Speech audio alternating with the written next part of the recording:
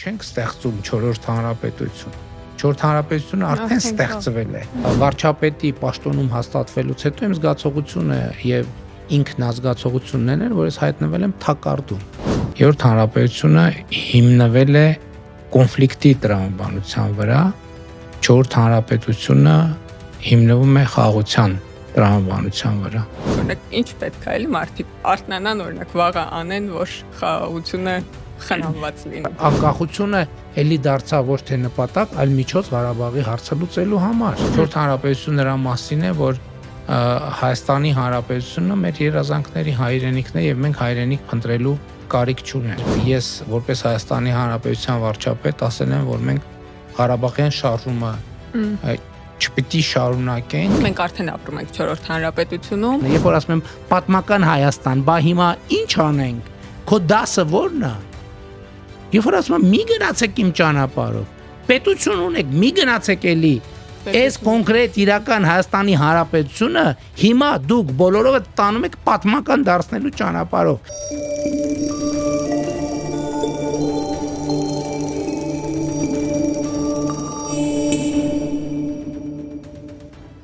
Ողջույն բարեկամներ, Civic AM-ի եթերում մենք մեկնարկում ենք 4-րդ հանրապետություն ոդքասթը։ Ինչպես գիտեք, քաղաքացիական պայմանագիր կուսակցությունը իր 7-րդ համաժողովում 4-րդ հանրապետության հռչակեց որպես ռազմավարական անելիք առաջիկա, եւ այդ կապակցությամբ մենք կարիք համարեցինք քննարկել 4-րդ հանրապետությունը, ինչ ասել է 4-րդ հանրապետություն որպես ռազմավարական անելիք, քաղաքացիական պայմանագրի մեր թիմի գործընկերների հետ եւ նաեւ համախոհների հետ։ Եվ այսպես մեր առաջին հյուրը մեր տաղավարում կլինի քաղաքացիական պայմանագիր վարչության նախագահ եւ Հայաստանի Հանրապետության վարչապետ Նիկոլ Փաշինյանը։ Բարև ձեզ, պարոն վարչապետ։ Շնորհակալ եմ, որ համաձայնեցիք լինել մեր առաջին հյուրը։ Եվ սկսենք թերևս քննարկել 4-րդ հանրապետության մասին հիմա շատ հետաքրքիր տարբեր բաներ են ասում եւ նույնիսկ հակասական բաներ են ասում։ Հիմա թերևս լավ ժամանակն է բացել այս խոսակցությունը ավելի մանրամասն, թե մենք ինչ նկատի ունենք, երբ ասում ենք 4-րդ հանրապետություն։ Մենք գիտենք, որ 3-րդ հանրապետություն որպես այդպեսին ոչ մի փաստաթղթում գրված չէ, մեր պետության անունը Հայաստանի Հանրապետություն է։ Հետևաբար 3-րդ հանրապետություն ասվածը հռչակագրային իմաստ ունի եւ գուցե մեր վերաբերմունքն է այս հանրապետության նկատմամբ։ Նույնը երևի թե պետք է ասել 4-րդ հանրապետության վերաբերյալ։ Ինչ ենք մենք հասկանում, երբ ասում ենք 4-րդ հանրապետություն եւ որն է իր սկզբունքային տարբերությունը 3-րդ հանրապետությունից, թեև դուք դրան անդրադարձել եք, բայց կարծեմ արժի նորից խոսել այս մասին։ Դե տեսեք, դուք խոսում եք նրա մասին, որ 3-րդ հանրապետություն ոչ միտեղ չկա գրած, ես զուգահեռ եթե տանեմ,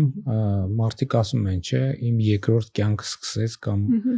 երկրորդ կյանք ոչ միտեղ գրած չի, որ ինչ որ մի հատվածում առաջին կյանք կա, հետո երկրորդ կյանքը սկսեց կամ երկրորդ շունչը բացվեց, որ ոչ միտեղ գրված չի, որ այդտեղ ինչ որտեղ առաջին շունչ գոյություն ունի։ Եվ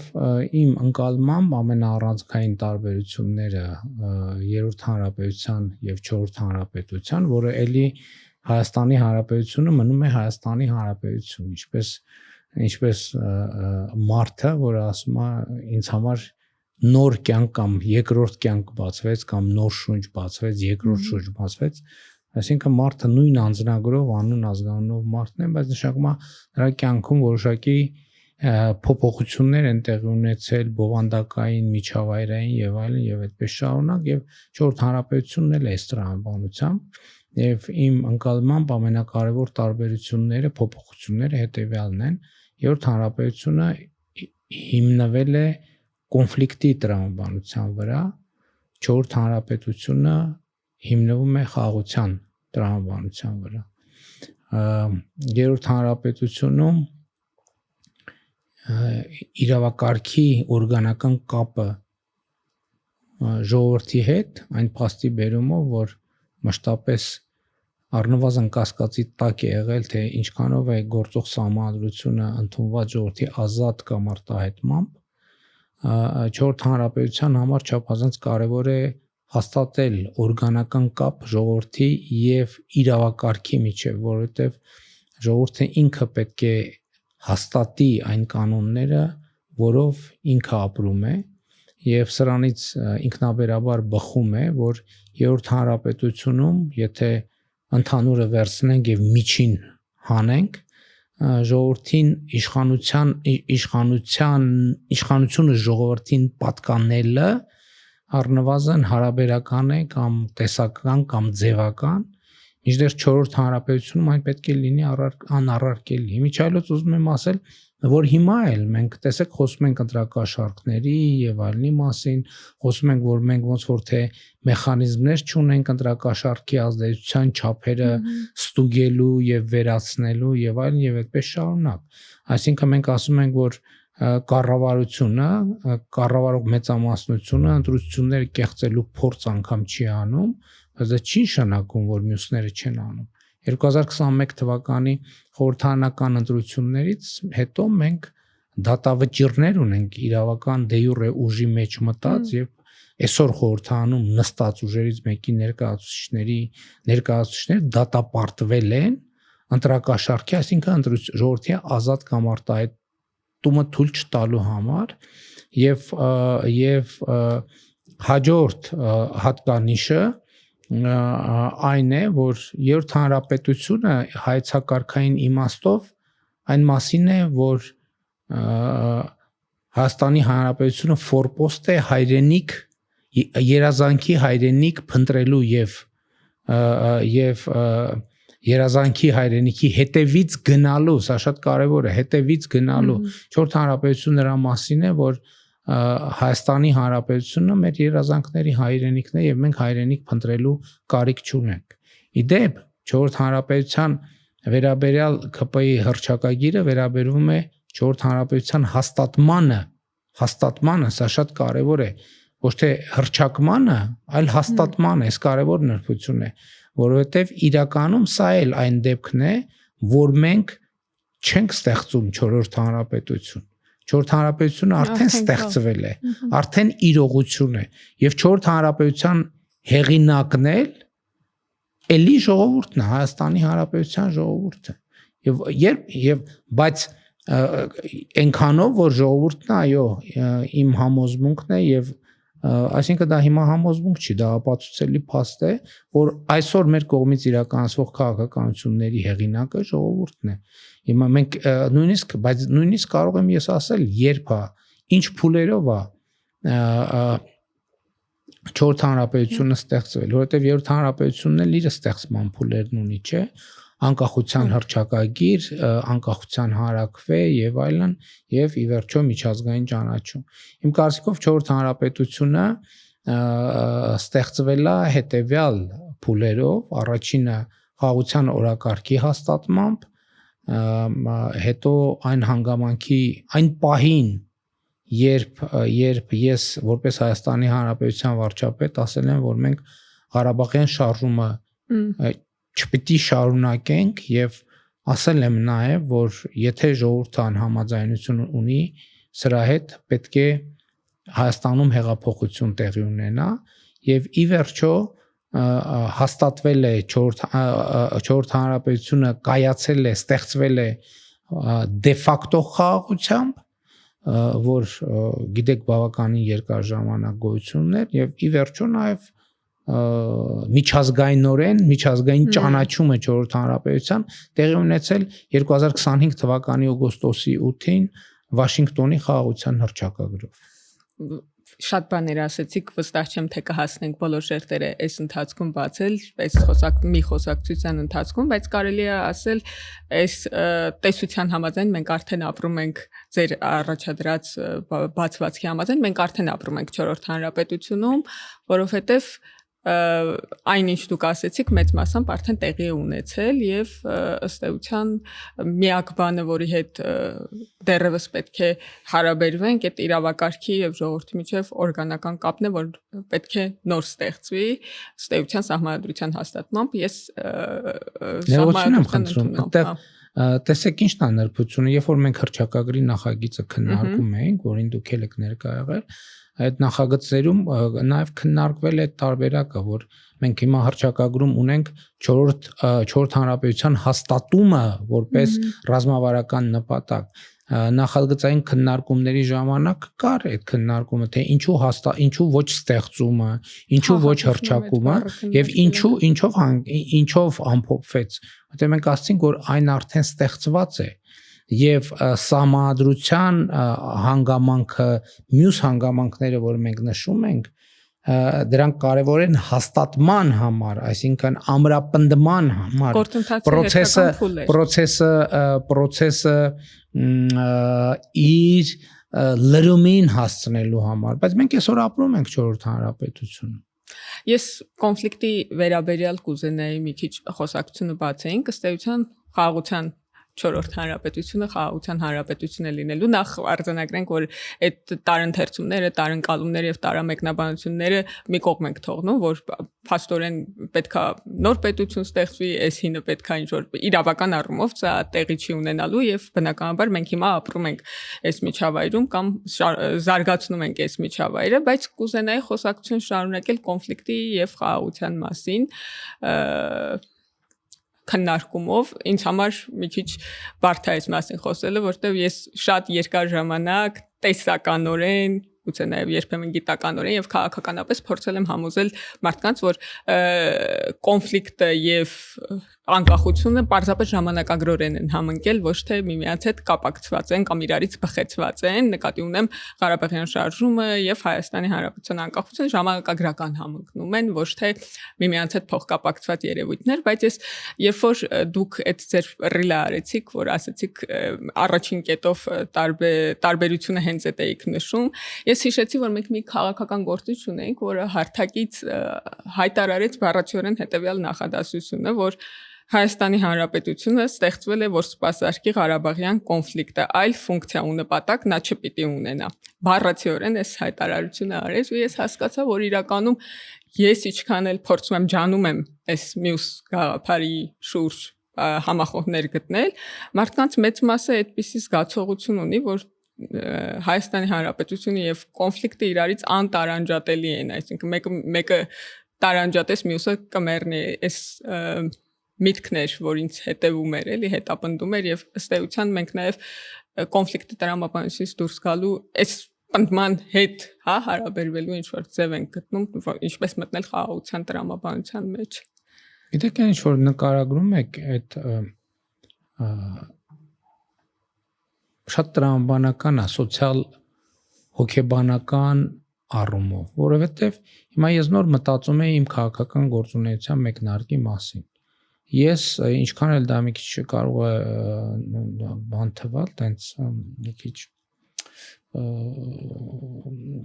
սխալ հնչել, ես իմ քաղաքական գործունեությունը, որպես երբ որ ես սկսել եմ հանրային գործունեությամբ զբաղվել, ես 7-րդ կամ 8-րդ դասարանում եմ եղել, եւ դա եղել է Ղարաբաղյան շարժման առիթը։ Այսինքն մենք դասադուլ ենք արել, իմ եւ մեր խմբի կոչով մեր դասընկերները կոմերիտմության իրենց տոմսերն են դրել, դա կապված է եղել Ղարաբաղ։ Ես միջև այդ պահը չեմ իմացել ինչա ցույց, ինչա երթ եւ ընդհանրապես բնականաբար շատ բան չենք իմացել։ Եվ այդ վախը իմիջայլոց այդ ընկալումը ես նկատում եմ դա բնական է, որովհետեւ մեր ամբողջ քաղաքական ինքնությունը մեր ընկալմամբ կապված է եղել կոնֆլիկտի հետ։ Այդ որ մարդիկ ասել են առանց Ղարաբաղի չկա Հայաստան, ինչի համար են ասել։ Որովհետև ասել են պատճառահետևանքային ձեր նշած կապերը հասկանալով, որովհետև այո, դուք մի քաղաքական գործի մասին եք ասում, բայց ըստ էության քաղաքական հետազոտությունը ցույց է տալիս, ի վերջո շատ կան, եթե դուք ուսումնասիրեիք երրորդ հանրապետության պատմությունը, որտեղ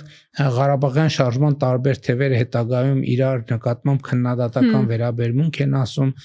Ղարաբաղյան շարժումը սկսել է Լենին պարտիա Գորբաչով, կարգախոսով եւ հույսը այն է եղել այն տրամաբանությամբ, որ Խորհրդային Միությունը, Կոմկուսը որոշում կկայացնի Լեռնային Ղարաբաղը Հայաստանին միացնելու մասին։ Հետո երբ որ տեսել են, որ դա տեղի չի ունենում, ասել են մենք այս տրամաբանությունը զարգացել է այնպես, որ Եթե ուրեմն խորհրդային միությունով չի լինում լուծել հարցը, ուրեմն պետք է գնալ անկախության ճանապարհով, որ այդ հարցը լուծել։ Եվ այն ժամանակ էլ թևեր են եղել, այդ միջև հիմա էլ հիշատակում են, որ մի մաս կառուցությունին, որ ի սկզբանե իրենք ասում են, որ մեր նպատակը պետք է լինի անկախությունը, մյուս մասի համար նպատակը Ղարաբաղն էր, եւ հետո ինչ որ պահի խաչվեց, անկախությունը էլի դարձավ ոչ թե նպատակ, այլ միջոց Ղարաբաղի հարցը լուծելու համար։ Այստեղ է որ ես երբ որ մենք խոսում ենք ֆորպոստի տրամաբանության մասին, ֆորպոստի տրամաբանությունը մենք հայ քաղաքական իրականությունը փոթորկվել է, երբ որ ռուսաստանցի մի բարձրաստիճան պաշտոնյա հայաստանցի մի բարձրաստիճան պաշտոնյայի հետ պաշտոնական հանդիպման ժամանակ խոսել է Հայաստանի ֆորպոստ լինելու մասին։ Իրականությունը շատ ես այդ ժամանակ ակտիվ լրագրող էի, մեծ փոթորիկ եղավ Հայաստանում այդ հայտարարության առիթով։ Բայց հետագայում ես հասկացա, որ իրականում ուրիշները չեն մեր ֆորպոստ սահմանման հեղինակը, մենք ինքներս ենք։ Այսինքն ֆորպոստը ինչ է, հենակետ, այսինքն այո, եւ այդ մնացած տրամաբանության մենք Հայաստանի Հանրապետությունը մեր ընկալմամբ ֆորպոստ է մեր երազած հայրենիքը գտնելու համար, այսինքն մեզ համար բազա է, որպեսզի գտնենք մեր երազած հայրենիքը, բազա է, որտեղ մենք կենտրոնանում ենք մեր երազած հայրենիքը գտնելու համար։ Եվ սա մեր ճիշտ հասկացեք, ես էլի եմ ասում, դուք ասում եք, որ այո կան մարդիկ, ովքեր ես այդպես չեմ մտածել, ես էլ եմ այդպես մտածել, ես ձեր ասածի նման չեմ մտածել, որովհետև ես ինքս Ղարաբաղյան շարժման ծնունդ եմ։ Ես չգիտեմ, եթե Ղարաբաղյան շարժումը չլիներ, ես քաղաքականությամբ կզբաղվեի, թե չէի զբաղվեի, հանրային գործունեությամբ կզբաղվեի, թե չէի զբաղվեի։ Եվ շատ կարևոր է այդ տրանսֆորմացիան ի վերջո ես երբ որ տարբեր մարդկանց հետ խոսում եմ, տեսեք ես խոսում եմ իրական Հայաստանի գաղափարախոսության եւ այլնի մասին, ես ասում եմ ես ուրիշների մասին չեմ խոսում։ Ես իմ մասին եմ խոսում։ Ես փոփոխությունը ես ուրիշներին չեմ կոչ անում, որ այդ փոփոխությունը տեղի ունենա։ Ես պատմում եմ իմ ընկալման փոփոխության մասին եւ այդ ընկալումն էլ այդ դավաճանության տրամաբանությունն էլ այդտեղից է գալիս, որ ըստ էության այդ խոսակցությունը իմ մեջ էլ կա, բա մի րոպե, բա դու Ղարաբաղի շարժման ծնունդ ես, հիմա ասում ես Ղարաբաղյան շարժում պետքա տեղի չունենա։ Այո։ Եվ այդ է պատճառը նաև իսկ սա ինչ բացատրություն ունի։ Ինչն է այս բացատրությունը։ Սա ռևոլյուցիոների էվոլյուցիան է։ Այսինքն էվոլյուցիա հայերեն էվոլյուցիա է, ես որպեսզի դրա համար եմ ասում, այսինքն հեղափոխականի էվոլյուցիան է։ Երբ որ դու ի վերջո ու սա շատ իմիջիայլոց էվոլյուցիան ինչ է եւ ինչի մասին է։ Հարմարվողականության միջավայրին։ Չէ, բայց դա ինչի մասին է։ Որ ողջ են կենսունակության մասին է, որովհետև այսօր եւ կյանքի պատմությունը ինչա ցույց տվել։ Եղել են տեսակներ, որոնք կենսաբանության մեջ կյանքի քաղաքականության մեջ չէ, ես էլ քաղաքականության չեմ անդրադառնում։ Եղել են կյանքի տեսակներ, որոնք վերացել են, որովհետև իրենք ի վիճակի չեն եղել էվոլյուցիա ապրել, որովհետև իրենք դա չի նշանակում, որ այսինքն իրենք չեն փոխվել։ Ապրել են նրանք, ովքեր էվոլյուցիա են ապրել։ Եվ իրական Հայաստանի գաղափարախոսությունը հենց դրա մասին է, որ վերափոխումը ոչ միայն ամոթալի չէ, այլև կենսական անհրաժեշտություն է։ Եվ իմիջիայլոց եկեք մենք մեզ հիշենք 2020 թվականի սեպտեմբերին, 27-ից առաջ սեպտեմբերի, եկեք մենք մեզ հիշենք 2020 թվականի նոյեմբերի 8-ին։ Եթե մենք այս էվոլյուցիայի ճանապարհը չանցնենք, մենք հիմա պետականություն չենք ունենա։ Այսինքն մենք հիմա եւ ես իմ ելույթում նշեցի քաղաքացիական պայմանագիր կուսակցության 7-րդ համաժողովում, ելի զուգահեռը բերելով, ես ասացի, որ այն ժամանակ ասել եմ, որ եթե մի քանի տարի մեր պետականությունը պահպանենք, մեր պետականությունը կպահպանենք տասնամյակներով։ Հիմա մենք մեր պետականությունը տասնամյակների հեռանկար ենք բացել, հարյուրամյակների եւ հարատեվության հեռանկար ենք բացել մեր պետության առաջ, որի միջայլոց 2018 թվականից մեր ռազմավարական թիվ 1 նպատակն ա եղել։ Մեր ռազմավարական թիվ 1 նպատակը պետության հարատեվությունը ապահովել։ Ընդ որում 18 թվականին մեր ծրագրում էլ վերափոխման մասին կա, անհատական մակարդակում, որ վերափոխումը ոչ միայն ամոթալի չէ, նաև խրախուսելի է անհատի վերափոխման մասին, այս մասին ձեր խոսելու ընթացքում որ մտածում էի, ուրեմն հանրային կյանքի ուրիշ ոլորտների, ուրիշ իրավիճակների մասին խոսելիս իմ ուսանողներից մեկը մի այսպիսի դիտարկում արեց, ասաց, որ մենք անդադար պահանջում ենք, որ մարդիկ չորեքշաբթի օրը մտածեն նույն բանը, ինչ որ մտածել են երկուշաբթի օրը, առանց հարցնելու, թե ինչա տեղի ունեցել երեքշաբթի։ Այսինքն այս քաղաքական հետևողականությունը պահանջում ենք, ակնկալում ենք, որ միշտ նախորդ ասածը այսօրվա երկուշաբթի օրվա ասածն ու չորեքշաբթին նույնը լինի եւ չենք հետևում, թե ինչ տեղի ունեցավ երեքշաբթի, որ այդ մարդու ասելիքը փոխվեց, ու սա Հայաստանի քաղաքական կյանքի բանն է։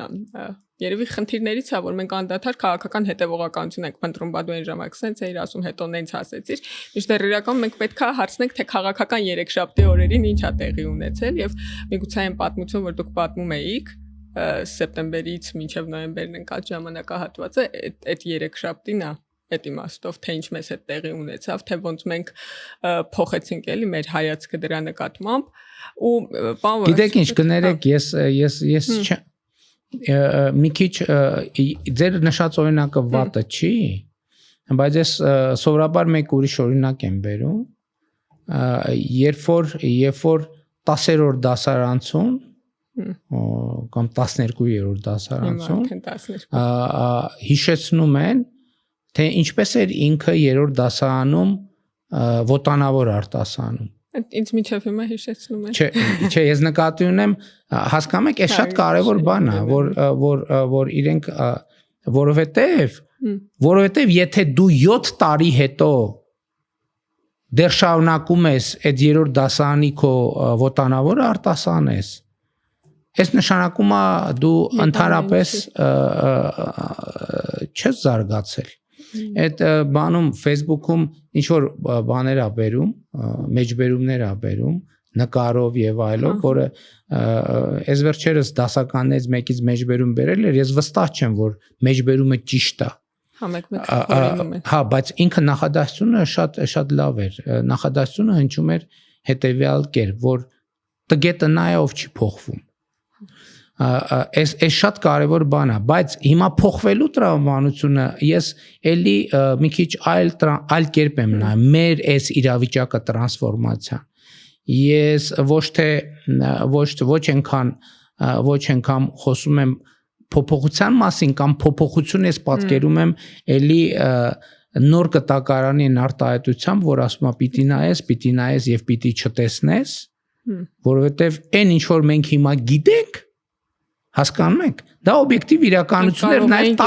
10 տարի առաջ։ Եվ պիտի լսես եւ պիտի չիմանաս, այն ինչ որ մենք այսօր գիտենք, այդ կարող ենք լսում ենք, կարող ենք այդ կար օբյեկտիվ իրականությունը, կար նաև բանը, կար նաև 20 տարի առաջ։ Այդ ես օրինակը կարող եմ բերել, ասենք Պլուտոնը ինքը վերջին մի քանի միլիարդ տարին եղել է իր տեղում, բայց մարդկությունը այդ ամերիկան հայտնաբերելու պես է, էլի։ Հա, կամ Միացյալ Նահանգները, Ամերիկա մայրցամաքը եղել է իր տեղում, հասկանում եք, եղել է իր տեղում։ Հայտնաբերեցին վերածննդի շրջանում, բայց իրականում կար։ Բայց իրականում կար, այն ինչ որ մենք հիմա խոսում ենք, այդ ամենը կար։ Այդ ամենը 19-ին էլ կար, 18-ին էլ կար, 15-ին էլ կար, 10-ին էլ կար, 2000-ին էլ կար, 95-ին էլ կար։ Ինչի մենք այս ամեն ինչը չենք հասկանում, որովհետև 3-րդ դասարանում էինք։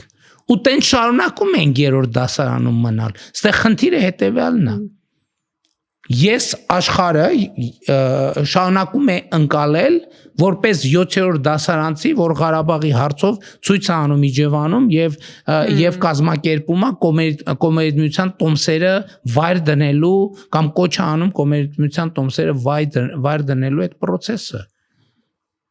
Այսինքն սրա մասին է խոսքը, ինչ ենք ասում, որ սա նաև կյանքի հաղթանակ է, ծնկի գալով մեր զոհված, մեր ընկած եղբայրների հիշատակի առաջ եւ համարելով, որ սա 4-րդ հանրապետությունը մեծագույն հարգանքի տուրքն է նրանց զոհություններին, որովհետեւ այդ թվում նրանց զոհությունները մեզ ստիպեց նայել եւ տեսնել այն, ինչ որ մենք չենք տեսել ցավոք նախորդ շրջանի զոհությունների հետևանքով։ Պարոն վարչապետ, դուք մի անգամ ազգային ժողովի ամբիոնից ասացիք, որ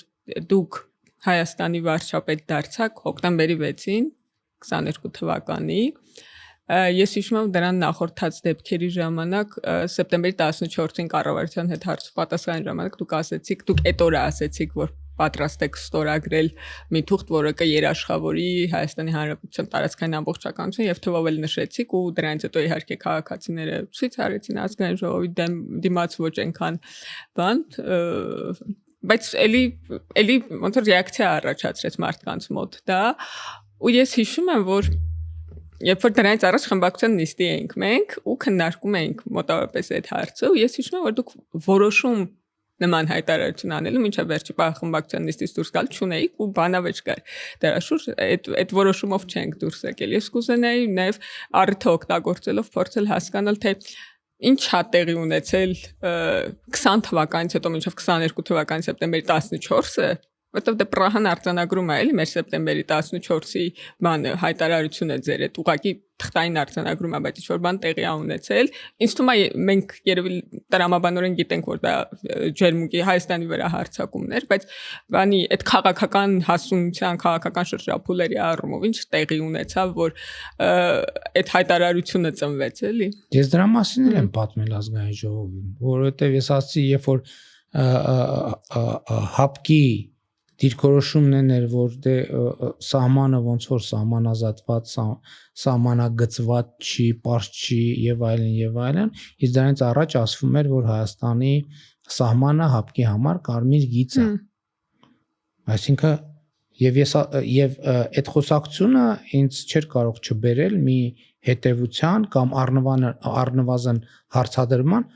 ոնց որ մի րոպե հապկը փաստորեն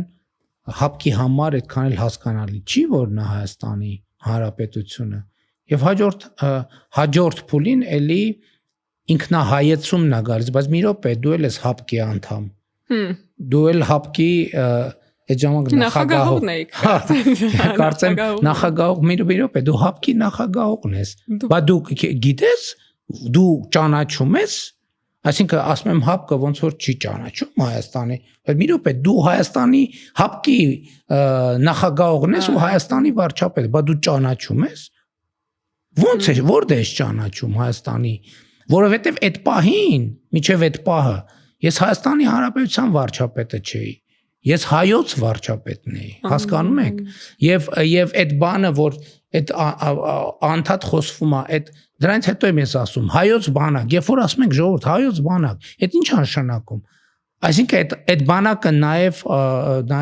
ամենայն հարգանքով, ես չեմ ուզում կոնկրետ, միշտ Ուրուգվայի օրինակն եմ բերում, որպես ամենահեռու, բայց հեռուներից նշանավոր հայահոց, այսինքն նաև Ուրուգվայի Ուրուգվայի հայերի բանակն է, ինչ խնդիր է լուծելու բա այդ դիտանկյունից։ Հայոց վարչապետ, երբ որ խոսվում է համազգային դիրքորոշման այո, իղձերի, այդ համազգային իղձերը նաև երրորդ հանրապետության հիմնադրման հիմքում են, եւ երբ որ դու սկսում ես, այստեղ կարևորն է, ուրիշ կա երկու ռեժիմ, որ դու այդ ամեն ինչին լուրջ չես վերաբերում, ասում ես հա լավ մի բան ասել ենք էլի։ Եվ սա մեր իրականության հաջորդ ամենակարևոր առանձնահատկությունն է։ Հա դե լավ դե այդքան, բայց ես էլի եմ ասում, այդ տեքստերը, այդ նույնը համակարգչային ծրագրի նման է։ Այդ տեքստերը մեր սոֆտերն են կոպիտ ասած, որով մեր մտածողության ձևերը ձևավորվում են։ Լավ, համազգային Հայաստանի Հանրապետությունը պետք է համազգային իղձերը իրականացնի։ Եվ հարցածակում ասում ենք մանավանդ աշխարհակական որոշակի լարվածությունների պայմաններում 10 միլիոն հայեր։ Չէ, նախ էտել է հարց։ Անդադ ասում ենք 10 միլիոն հայ, ով է հաշվի։ Սփյուռքի հանձնակատարի գրասենյակը։ Բայց ես ուրիշ բան եմ ուզում ասեմ, ոնց ենք մենք պատրաստվում մեկտեղել Ուրուգվայի, Միացյալ Նահանգների, Ֆրանսիայի, Լեհաստանի, Իրանի, Իսրայելի, Ռուսաստանի հայերի իղձերը եւ նրանց ակնկալիքներն ու ընկալումները մեկտեղել եւ դրանով ապահովել ինչ որ մի վեկտոր քաղաքական։ Դա կներեք, ես նույնիսկ չեմ ասի, որ դա անհնար է։ Դա քաղաքականապես ոչ հասուն խնդիր է։ Բայց մենք պետք է նաև բան անենք, մենք առերեսվենք, որ մենք ես այդ տրամաբանության մեջ եղել եմ, այո։ Ես այդ տրամաբանության մեջ եղել եմ եւ դա այս դեպքում վատ չի։ Այս դեպքում լավ է, որովհետեւ այնպես չի, որ ես կամ մենք կողքից որպես խելոք եկել ենք եւ սկսում ենք ինչ որ բան բացատրել։ Ոչ, ասում ենք մենք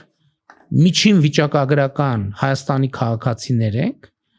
եւ դա լավ է, որ մենք միջին վիճակագրական Հայաստանի քաղաքացիներ ենք, որովհետեւ մենք այդ նշանակում է մեր հաղորդակցությունը եւ իրականության հետ է, եւ պատմության հետ է, եւ պետության հետ է, եւ Սփյուռքի հետ է, եւ մենք մեր տեղեկատվությունը բանավոր կամ այդ օրգանական կապով կարող ենք հաղորդակցվել մեր ժողովրդի հետ, ինչն էլ տեղի է ունեցել, ինչն էլ տեղի է ունենում։ Վարչապետ, ես շատ ոնց որ հետաքրքիր բաներ էի մտածել, որ հասցնենք խոսել, բացել այդ թեմաները, ակնհայտորեն չենք հասցնելու, բայց կուզեի մի երկու բանի մասին էլ խոսենք։ Մեր նախընթաց շրջանի մասին, որ խոսում եք, մասնավորապես ձեր նախընթաց շրջանի մասին, մեր քաղաքական թիմի մինչև 2020 թվականի կեցվածքի մասին, իհարկե քննադատությունը ամենից շատ հնչում է բանի ուղղությամբ, թե ինչ առավելապաշտական հայտարարություններ են եղել, բայց ես հիշում եմ մի քանի դրվագ, որոնք ինձ շատ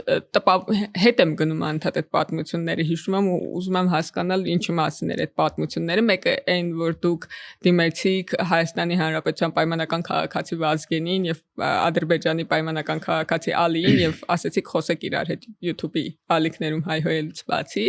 այսինքն սա ինչ որ առաջարկ էր խոսակցության մարդկանց, սովորական մարդկանց։ Մի բանը, որ էլի հետ եմ գնում ու ուզում եմ հասկանալ, բա դա ինչ էր, եթե ոչ այն մյուս ձևը, ոչ չկոնֆլիկտի ձևը, դա իհարկե Տիկին Հակոբյանն նախաձեռնած կանայք խաղաղության շարժումներ, որին 600 հոգի միացավ Հայաստանում, ինչ նշանակում է, որ համախոհություն այդ պահին այդ օրակարգի շուրջ այսքաններ եւ մեկն էլ իհարկե որ դուք հանրային խորհրդի նախագահ Վազգեն Մանուկյանին ասել եք, որ Պարզի հանրության դիրքորոշումը կոնֆլիկտի լուծման վերաբերյալ դիրքորոշումը չի, ասել որպես հանրային խորհուրդը կառավարության խորհրդատվական մարմին է, ես ասել էի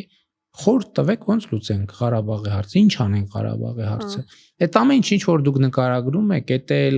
Արցախը Հայաստանը եւ վերջն էլ դա փնտրտուք է։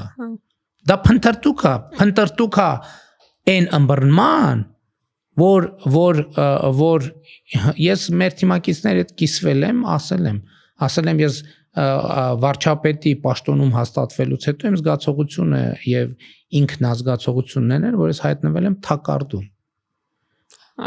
Դա փնտրտուք, դա ընդհանրապես փնտրտուք է թակարդից դուրս պրծնելու։ Շատ པարզ եւ կոնկրետ բացատրում։ Թե որը ավելի մեծ ընկալում կգտնի։ Չէ, ընկալման մեջ չի։ Իրոք, որովհետեւ այդ նույն խոսակցությունը ինչի չստացվեց, որ ես ասում եի խոսեք, որովհետեւ շատ կարեւոր է ինչ հենքի վրա խոսեն։ Եթե մի կողմը պետք է ասի Ղարաբաղը մերն է, մյուս կողմը պետք է ասի Ղարաբաղը մերն է, այդ խոսակցությունը տևելու է շատ կարճ եւ սովորաբար տևում է շատ կարճ։ Երբ որ այսինքն սկզբունքը հայտնի չի, թե ինչա դրած է։ Տեսեք, մեր իրականության մեջ մի միջազգայինից ազգամիջանից տեղափոխվենք մեր ներքին խնդիրներ, չէ՞։ Շատ են խոսում ազգային միասնության մասին։ Ազգային միասնություն ինչի շուրջ, ինչի մասին։ Մենք հենց իրական Հայաստանի գաղափարախոսությունը եւ 4-րդ հանրապետությունը հենց ազգային միասնության մասին է, Հայաստանի հանրապետությունում եւ ինչի շուրջ, ինչի պետք է հենց Հայաստանի հանրապետությունում առանցքում ունենալով պետությունը, որը էլի եւ նպատակա եւ միջոց, նպատակա որ ինքը որպես նպատակա իր հարատևությունը եւ միջոցա, որ ինքը ոչ թե ֆորպոստ է նոր հայրենիք գտնելու համար կամ ավելի լավ հայրենիք կամ երազանքի հայրենիք գտնելու համար, այլ հենց երազանքի հայրենիքն է, որի նպատակը ինքը միջոցա սեփական քաղաքացիների անվտանգությունը, բարեկեցությունը, երջանկությունը ապահովելու համար։ Նախկինում էսպես չէր տրամաբանությունը։ Նախկինում առաջին հերթին ամեն ինչ Ղարաբաղի համար էր, ամեն ինչ, եւ մենք էլ ենք գործել տենց։ Ես հպարտությամբ ինչքան էի ասում, Ղարաբաղի ֆինանսավորումը այսքան ավելացրինք, այնքան ավելացրինք, թոշակը այնքան ավելացրինք, այս այնքան ավելացրինք, մեկը ասում ենք, 4-ն էլ չենք ասում։ Բայց մենք մեզ հարց չենք տալիս, լավ էս ինչ ենք անում, բայց Հա, իրականում այդ երրորդ հանրապետության գաղափարական հիմքերի մասին է այս պատմությունը, էլի այդ որ պատմեցիք, որ մենք մեզ հարց չենք տալիս, դե մեր ոնց որ ամբողջ շարժումը ըստ էության այն առաջի հարցից պատասխանի որոնումն է, որ իսկապես միգուցե այդ ճիշտ է ասված, ես պետք է այդ տրամադրել։ Չէ, այստեղ կարևոր է արձանագրել մեր լիարժեք հավատարմությունը եւ նվիրվածությունը երրորդ հանրապետությանը եւ նրա գաղափարներին։ Այս շատ կարևոր է, որտեղ մեզ ինչի հենց այդ հավատարմությունն է մեզ բերել, որտեվ եթե մենք վերաբերվեինք այնց որ դե հա լավ դե մի բառան դե ասածա լավ այդ լուրջ է վերաբերվում, ոչ դրան լուրջ վերաբերվելու արդյունքում է կռիվ ենք արել դրա շուրջ։ Այո, հաջորդը որ ասում են այս մեր պատմությունը ուզում եմ մոռանալ, ոչ, մեր պատմությանը հավատարմության արդյունք է այս ամեն ինչը, որ մեր պատմությունն ասում է լավ ի վերջո կարաք չկրկնեք։ Ես այդ անընդհատ ասում եմ, այո, իմիջայլոց, ես այն ժամանակ չգիտեի էլ ինչ եմ, հա պատմության գիրքա կարդում ես, ինչ է սա, բանը նկարում գցում Facebook, էս անում, են անում, շուտ ենթագիտակցություն էր աշխատում, հիմա ով որ հետադարձ նայի, կտեսնի, որ այս ամբողջ գաղափարախոսությունը ձևավորվել այն շրջանում, երբ որ ես սկսեցի կարդալ, վերընթերցել այդ գիրքը, չէ, այսինքն ակադեմիական հրատարակությունը հայ ժողովրդի պատմության եւ նկարում գցում է հիմա հետադարձ ամբողջ իրական Հայաստանի գաղափարախոսությունը հայ ժողովրդի պատմության ընթերցման եւ վերընթերցման արդյունք է։ Հայ ժողովրդի պատմությունն է, ես միշտ օրինակն եմ բերում, ասում եմ գիրքը որ կարդում ես, ես տենց եմ կարդում, ցանկացած գիրք, գրքի հետ երկխոսության մեջ ես չէ մտնում։ Պատմության գիրքն է կարդում ես ու կա չէ որ պատմության դասերը մանավանդ այդ բաներից հետո մենք որ այդ աղետներով անցնում ես, ասում ես մի հատ նայեմ ես պատմության դասերը, որ էջում են գրած, ասում ես պատմություն ուր է քո դասը, բա որն է քո դասը, ասում եմ մի գնա, մի կրկնի ինձ, կարաք չկրկնենք, հերիք է, մեր ժողովրդի պատմության այդ ցիկլիկությունը ընդհանրապես խելագարվելու բան է, անընդհատ նույնը, ասում եմ կարաք, կարդաք, սովորեք։ Եվ իմիջիալոց մենք կրկնում ենք, որ պատմության կենացը խմում ենք, բայց պատմությունը գիտենք մենակ կենացի մակարդակի, մենք մեր ժողովրդի պատմությունը չգիտենք։ Ասում եմ պատմական Հայաստանի հետ իմ երկխոսության արդյունքը իրական Հայաստանը, երբ որ ասում եմ պատմական Հայաստան, բա հիմա ինչ անենք, քո դասը ո՞րն է։ Երբ որ ասում եմ մի գնացեք իմ ճանապարհով, պետություն ունեք, մի գնացեք էլի Այս կոնկրետ իրական Հայաստանի Հանրապետությունը հիմա դուք բոլորովը տանում եք պատմական դարձնելու ճանապարհով։ Մի բերեք այս Հայաստանը միացրեք ինձ։ Պատմական Հայաստանն է ասում։ Այլ կենտրոնացեք այդ պետության շահերի վրա։ Երջանիկ զգացեք ձեզ։ Ոչ թե դժբախտ նայելով որ վայ ես ա մեր հայրենի, էսա այսքանն է, ես մի քիչ էլ որ բան եմ ելնում, շատ կրկոտ եմ ելնում, ասում եմ մենք նայում ենք մեր երկինը, ասում ենք արա էս ինչ է, արա էսա Այս հայրենիք արա, այս հայրենիքի թերմած քարա, հայրենիք չէ։ Բա ասում եմ հայրենիքը մի եղեք ման այդքան պատմության առաջ էլ երախտամոռ եղեք, որովհետև պատմությունը ասեն երջանկություն է տվել։ Իսկ դուք գնացել փնտրում եք երջանկություն։ Սա մեր երազանքների Հայաստանն է եւ այս Հայաստանի Հանրապետությունը մեզ հնարավորություն է տալիս մեր բոլոր երազանքները կյանքի կոչել, եթե մեր երազանքները պետական են։ Եթե մեր երազանքը մեր քաղաքացիների անվտանգությունը, բարեկեցությունը, երջանկությունը, մեր սերունդների երջանկությունը եւ մեր պետության հարատեվությունը ապահովելն է։ Այս արծվաշենը ստեղծել կարևոր է։ Կարելի է ասել, որ պատմական Հայաստանն ու իրական Հայաստանը ոնց որ իրարից ծնունդ առած են, էլի, օրգանապես իրակապված են։ Իրականը պատմականից Պատմական Հայաստանը իրական Հայաստանի ծնողն է։ Ծնողն է, հայ։ Պատմական Հայաստանը այդտեղ բանի գենդերային ընկալումը նայած ոնց կլինի, էլի։ Պատմական Հայաստանը իրական Հայաստանի հայրն է, այս հայ ժողովրդի պատմություն իրական Հայաստանի մայրն է։ Կամ էլ հակառակը, այդտեղ չստացվի որ պատմական Հայաստանը եւ հայ ժողովրդի պատմություն իրական Հայաստանի ծնողներն են։ Պարոն վարչապետ, եւ վերջում իհարկե Հայաստանի Հանրապետությունում հիմա շատ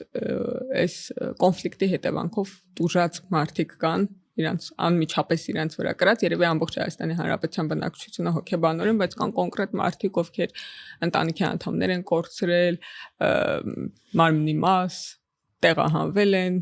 ու իրանք հիմա եկել են կանգնել են այս ոնց որ երրորդ հանրապետություն, չորրորդ հանրապետության անցման գծին եւ իրանք են նաև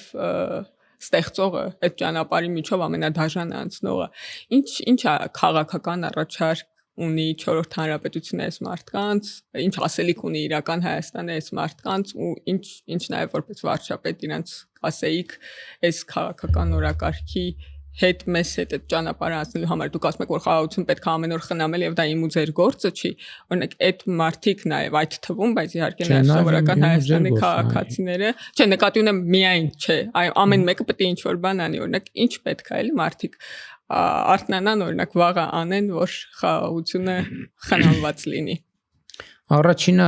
իհարկե կառավարությունը մենք տարբեր ծրագրեր ենք անում որոնք ես չեմ համարում որ բոլոր հարցերը լուծում են Եվ երբեք էլ այդպիսի ծրագրեր չեն լինելու, բայց հիմնական շատ կարևոր է կենտրոնանալ հայեցակարգի վրա։ Նախ ես խոսել եմ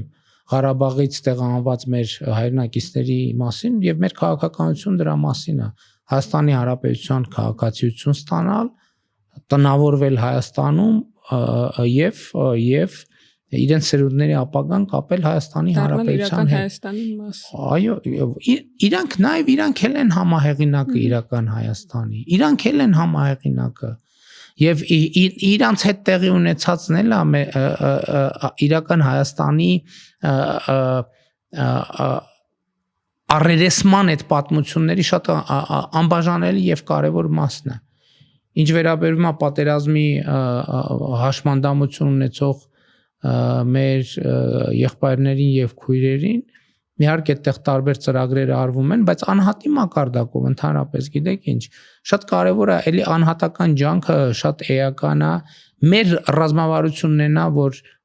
մենք կարողանանք մարդկանց այնպիսի հմտություններ եւ հնարավորություններ ստեղծել որ իրանք կարողանան աշխատել արժանապատիվ աշխատանքով իրենց բարեկեցությունը կառուցեն։ Ես հասկանում եմ, որ ոչ բոլոր դեպքերում դա հնարավոր, բայց էլի ես միշտ բերում եմ 20-21-րդ դարի մեծագույն գիտնականներից մեկի Սթիվեն Հոքինգի օրինակը, ով իր կյանքի 70%-ը սայլակին գանված է եղել, ոչ կարողացել է խոսել, ոչ կարողացել է շարժվել Բայց ինքը սայլակի մեջ նստած դարձել է 20-րդ դարի 20-րդ դարի մեծագույն գիտնականներից մեկը։ Եվ մեր ռազմավարությունն է նա, որ եւ հավատը եւ համոզմունքը, որ յուրաքանչյուր մարդ բացառիկ տաղանդ է, եւ մեր ռազմավարություններն այն է, որ մենք մարդու տաղանդը բացահայտենք, երկրորդը զարգացնենք, որ ինքը կարողանա իր տաղանդի մեջ լինել երջանիկ։ Այս իրականում նաև մեծ երախտագիտության զգացում ունեմ, որ մեզ հետ հավասար այդ ճանապարհը անցնում են ու ոնց որ իրանց առանձին հանդիպելիս էլ զգում եմ թե ինչպես են իրանք մեզ հետ այդ ճանապարհին նաև իրական Հայաստանի քննարկումների ժամանակ, բայց պարոն վարչապետ, մեզ հուշում եմ որ մեր ժամանակը վերջացավ, չնայած ես էլի հետաքրքիր բաներ կան որ կուզեի իմանալ ձեր մոտեցումների, նաև ձեր պատմությունը այդ ճանապարհը անցնելու, որտեղ այդ ճանապարհը կարծես թե բոլորը ամեն մեկը իր այդ ճանապարհը առանձին անցել է, ես քաղաքացիների հետ հանդիպել եմ ովքեր պատմել իրենց սեփական փորձառությունը այդ պատմականից դեպի իրական Հայաստան անցնելիս, հույս ունեմ որ առիթ կունենանք այս խոսակցությունը շարունակելու, շնորհակալություն ձեզ մեր տաղավարում հյուրընկալվելու համար, ցտեսություն